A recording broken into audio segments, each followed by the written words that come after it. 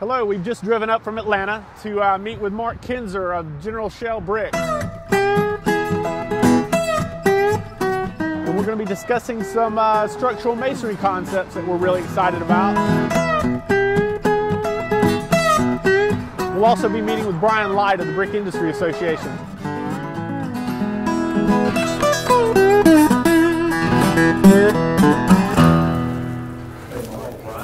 Good to see you. Yes, sir. Good to see you. Well, Mark, Clay Chapman. Hey, Mark Kinzer. Nice to meet you. Nice to meet you, Mark. Heard a lot of good things about you. Look forward to talking to you. Well, I'm looking forward to it as well. Thank you very much.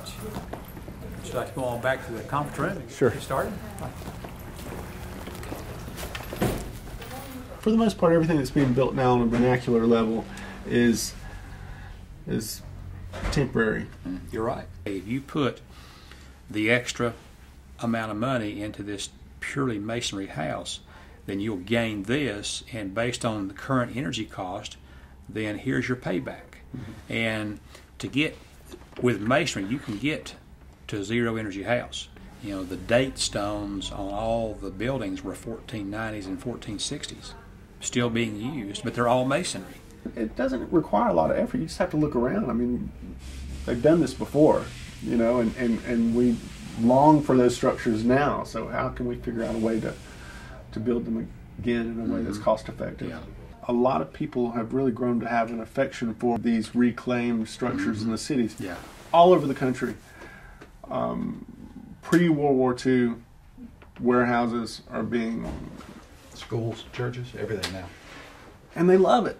They love it, and they will go to a great deal of trouble to expose that brick wall in the interior. If it's covered with an inch of plaster, they'll get there with a small jackhammer and do an entire wall just to reveal that brick. If you can get that done at a reasonable price, and you have, and when I say that, you have to consider the 9 steps that it's replacing: drywall, painting on both sides, Yeah. elements of trim that you don't have to deal with structural masonry. How much labor have you saved? Well, My goodness. labor, And material. the management of that labor and material. Right.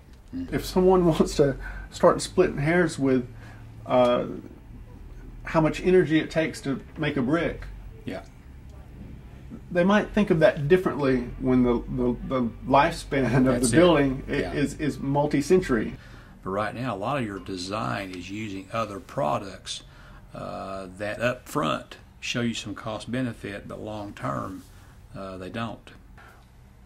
Potentially for the same amount of money, if not for only a modest amount more, Yeah. you could take it a step further. And we say 200 or 300 years only because it sounds ridiculous to say that this building can stand there for 1,000 years. Yeah. It's important to bring context to.